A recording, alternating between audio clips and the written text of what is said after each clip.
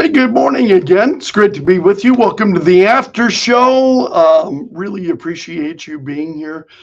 Just kind of winding down, following the show. You know, you get a certain level of adrenaline when that mic is open upstairs. So, I have a kind of adrenaline rush that goes on the entire 3 hours of the program. Really kind of starts maybe about 5 to 10 minutes beforehand, a certain kind of nervousness that you have before you go on the air. I get the same thing doing this, but not quite as much. But it's pretty pronounced before I go on the air each morning.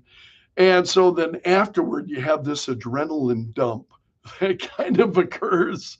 And especially now with this being Wednesday morning, by midweek, I'm starting to get a little bit tired and it's catching up to me. And so but thanks so much for letting me join you. I really appreciate it. There are some new events here this morning. Now, keep in mind, I'm looking at these stories. I've not had time really to read these in depth yet. So, as I'm touching on some of these stories, the reason I'm fumbling through them is because, unlike the morning show, I've had a chance to go through it, kind of, preview it a little bit before I start talking about it on the program. Not the case here this morning. I just want to see what's going on out there. So, Newsmax has got a piece this morning. Donald Trump is planning to stop the outdoor rallies. We talked about this a little bit in the final hour of the program this morning. Should Donald Trump stop the outdoor rallies? Would it be safer if he moves indoors? And so he is excuse me. Take a drink here. Newsmax reports that he's planning to stop it. The sources who were not named told NBC News that the campaign's current plan is to hold indoor rallies where security can be better controlled. Well, that is actually the story that I had this morning as we were talking about it. It was a report from NBC News talking about it. They said, though, it's possible that Trump could still participate in some outdoor events, but they're trying to encourage him to go indoors, according to NBC News. Also, this is interesting that Representative Maxwell Frost, who's a Democrat from Florida, was on CNN yesterday, and he's upset with Republicans like Representative Tim Burchett of Tennessee, saying that, that Kamala Harris is a DEI hire. In other words, diversity, equity, and inclusion. Some Republicans, and now again, I want to be very clear. I'm not saying that. I don't know why Joe Biden selected Kamala Harris, but some Republicans on Capitol Hill, I wish they'd be more measured in their comments. Seriously. I mean, just because a thought comes into your head, maybe it's a term, you've got others who are saying it publicly, I don't know, is always a great idea. I mean, so Frost, but the reaction now from Representative Frost is over the top Looney Tunes. I mean, Frost said that Burchett, he said he's going to continue to use all these racist dog whistles throughout the campaign. We're going to see it from Trump. We're going to see it from J.D. Vance. It's like, oh. So we're going to see it from a lot of their surrogates, he said. In fact, just yesterday, one of the surrogates was saying, if we don't win, we're going to have a civil war to get our agenda through. A civil war, he said. So this is Representative Maxwell Frost. Now, again, and I watched Representative Frost the other day during the House hearing talking about Secret Service. And I listened to him, and he sounded reasonable. And now here we are, day after that.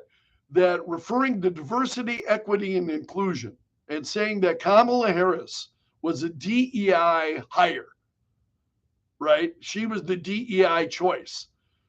That is a racist dog whistle. Oh, man, why is it that the left is always so absolutely desperate to start accusing Republicans of using racist dog whistles? You have got to be kidding me. So that is new this morning. This is a story at Breitbart. Also, did you see that Black Lives Matter? And I did not have a chance to share this story this morning on the air, but Black Lives, I touched on it very briefly. There was a call that came later in the program, and I touched on it very briefly. But Black Lives Matter is blasting the Democrats as a party of hypocrites for installing Kamala Harris as the nominee without a public voting process. So this is Black Lives Matter, and they said this on X. So they're calling out Democrats for anointing Kamala Harris as the party's presumptive nominee without actually ever getting a vote as a presidential nominee. So they said a 24-hour process of talking to party bosses is not democratic, nor is it nor is it a process Democrats should be proud of. So this is Black Lives Matter, and it's one of those times. Absolutely agree. This is something I have been saying on the show the last couple of days. Hey, what's the process here? What about all of these, people and Democrats who voted for Joe Biden? And what now? All of their votes are suddenly thrown on the trash heap, and Kamala Harris is because Charles Schumer and Hakeem Jeffries and Nancy Pelosi and a handful of other Democrats now are saying she's the one. What? Because they said so? I mean, Black Lives Matter has got a point here. They're absolutely right. So they're not embracing Kamala Harris as the Democratic now nominee for president. And I think they're making a solid point here. A 24-hour process of talking to the party bosses is not democratic. And that's the thing about the Democratic Party. They're not very democratic. They're in my opinion, they're just absolutely not. Interesting. Also, Representative Andy Ogles has introduced articles of impeachment against Kamala Harris. This is coming from the Daily Caller. And so Representative Ogles introduced the articles of impeachment this morning against Kamala Harris. And he explained to the Daily Caller, he believes that Harris knowingly breached the public's trust by failing to invoke the 25th Amendment after it became clear that Joe Biden was mentally and physically unfit to serve as president. He says immediate action must be taken. Now, I don't think that's going anywhere. I'm just telling you this is what's happening, okay? Not that I'm saying, well, let's get on board this and this. Boy, we're going to see that. No, I'm not saying that's going to go anywhere. I don't believe that it will, personally. But again, what my job is to share events with you. This is what's going on. You draw your own conclusions. I'm really, really comfortable with you drawing your own conclusions based on events that we are seeing and things that are happening. So Representative Ogles introduced articles of impeachment against Kamala Harris this morning. And again, is it interesting? Absolutely. Will I, be looking to see how that goes? And again, I talked about this on the air this morning. the left is just all on Democrats. Democrats are all on board with Kamala Harris, and especially the legacy media. Do you follow freespoke.com at all? I recommend it. I recommend freespoke.com, all one word. And they've also got an app that you can download to your phone, and you can follow stories that are trending. And early on the program each day at about 6:35, I run through stories that are trending. And I get those from freespoke.com. That's where they come from. And the thing I like about FreeSpoke is they will say, okay, this is the story that's trending. And then they have a variety of different sources showing you where it's trending. So you will see CNN, maybe Yahoo News. There are a number of stories that come from Yahoo News. And sometimes Yahoo is picking up stories that appeared at CNN or elsewhere. But they will show you. So where they're coming from, whether it's Fox News, whether it's the Washington Times, whether it's the New York Times, so on, you see a variety of sources. You can go through and read then, and it really is kind of an education to read a story from a variety of different sources. It really kind of gives you a better overall perspective than you would get from just reading a single source. And it's one of the reasons why I really try, as we talk about events, especially national events, I try to choose stories from a variety of different stories so that I have a better overall view of what's going on and can give you a better perspective of what's happening. And so I recommend freespoke.com. And some of these stories that are out there, it's really going to give you a better look at events. But the point I was trying to make, and I mentioned this on the air this morning, is even at freespoke.com, the stories that were trending this morning, it was all Kamala. It's like now that Joe Biden is out of office, or not out of office, but out of the presidential race. Okay, so he's out of the race. And he's out. And Democrats are reacting. It's like Joe who? Joe who? It's all Kamala all the time. No. And this is a little bit troubling that all of those stories are trending. And the reason that is, I believe it's because of legacy media. The legacy media has got such a damn lock on, these stories. And so it's Kamala, it's all this. And the new, Kamala logo and the lime green and all of this and who they're trying to appeal to. And it's amazing how the legacy media now has really embraced her candidacy and virtually nothing about the president. He's supposed to give an address coming up tonight. He'll be addressing the nation tonight at 7 p.m. Central Time, explaining why he made the decision to withdraw from the race and what his agenda will be for the remainder of the year. He's going to spell that out for us coming up tonight. That story is nowhere. I mean, it's nowhere. Instead, what you Kamala, it's like Joe Biden never existed. It's just amazing to me. And so for Democrats who voted for Joe Biden, what happened to their votes? What happened to their votes? Where did all of that go? And it's one of the reasons why I think this Black Lives Matter statement is important. I think they're right. Party bosses made that decision. Rank and file Democrats didn't. They selected Joe Biden, and he's out. So I continue to believe that's a big story.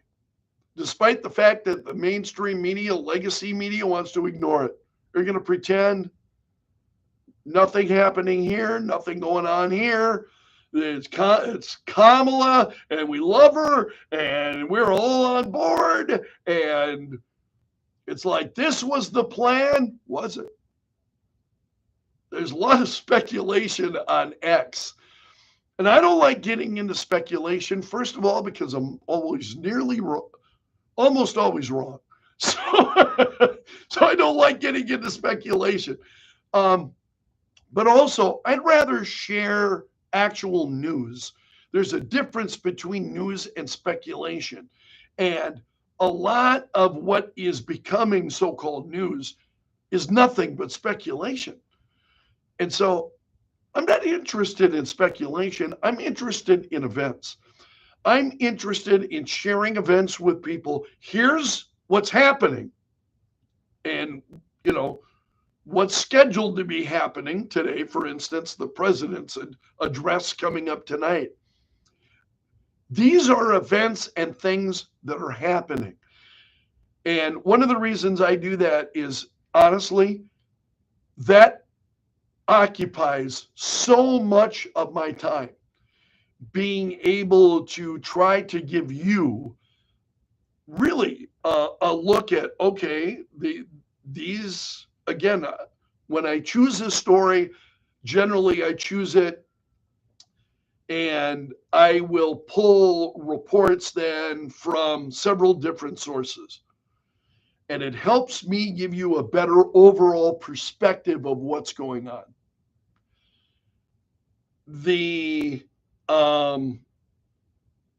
What's going on right now with this process and Democrats and with Black Lives Matter, expressing concern. I don't think the legacy media will pick that up because I think they've got an agenda. I believe that for a long time. The legacy media has got their own agenda. Not that I know what it is. They're not including me on any of their meetings. I don't know where they're headed, but it's amazing to me, absolutely astonishing, I think is the word I would use, more than amazing. It's astonishing how fast Democrats have dropped Joe Biden. And now there's all of this excitement about Kamala Harris. Really? Where's that excitement coming from? I think it's people who they want to jump on a bandwagon. I'm looking for thoughtfulness. That's what I'm looking for. I'm looking for thoughtfulness, and I'm especially in elected representatives, I'm looking for people who are thoughtful. Rather than, I'm not just going to jump on the bandwagon. Initially, you might think I'm a longtime Donald Trump supporter, or that I was a Donald Trump supporter from the minute he came down the escalator, and I wasn't.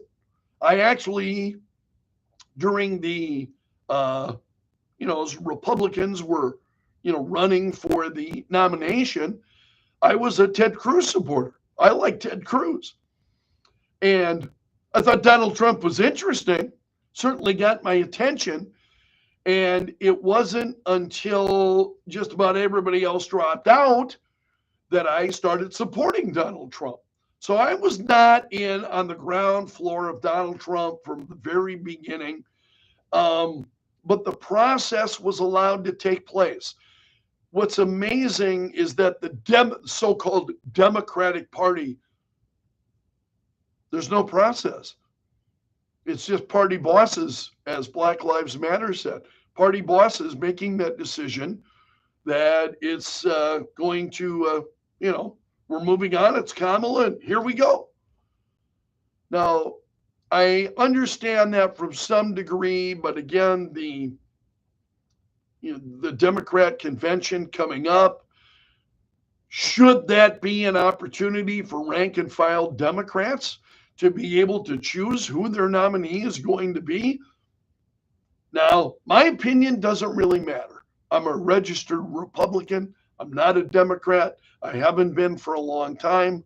I mean, honestly, I haven't been a Democrat for over 20 years, but I was for years. Um, but I've been a Republican for the past 20 plus years. So it's really not up to me to decide. But I do have an opinion on the fairness of that, of Democrats going and voting for Joe Biden, and now he's just gone, and Kamala's the new. Um, I also have some thoughts. I just don't think that's fair to them. I also have some thoughts on the legacy media just parading her around as if the story. Seriously, go to Axios today. Go to Axios and look at the stories that they have had in the last 36 hours. At Axios, just run down the list. Kamala, Kamala, Kamala, Kamala. Just absolutely incredible. Absolutely incredible. And Axios, I would say, is a big part of what's wrong. I mean, that's just mind-blowing to me. What happened to the Democrat Party?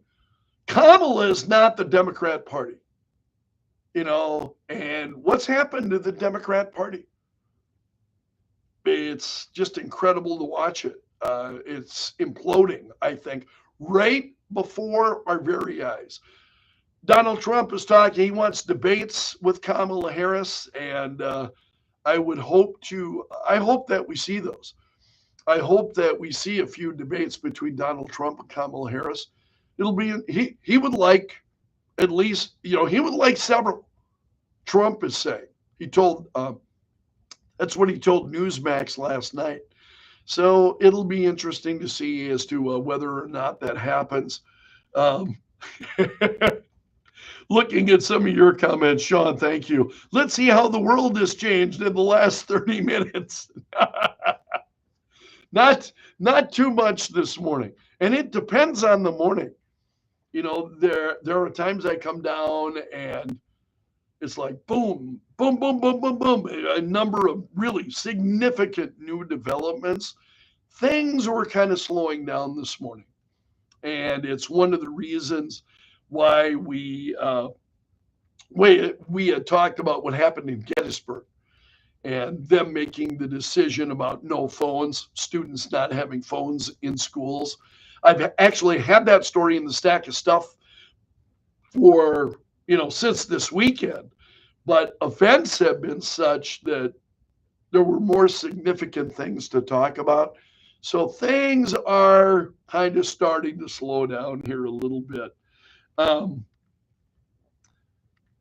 Sean went on, he said, Democrats just needed to swap out Joe for the next available person who would continue the radical Democrat agenda.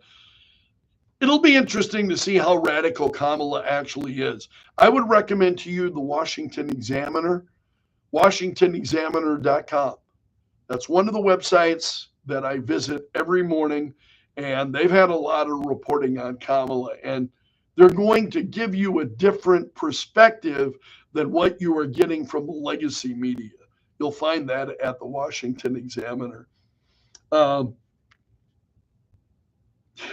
David, dog whistles, sounds that people can't hear. Absolutely. I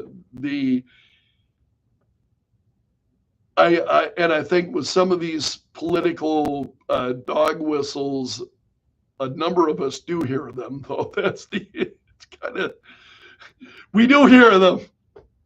So thank you so much for letting me join you this morning. That's all I've got for you today.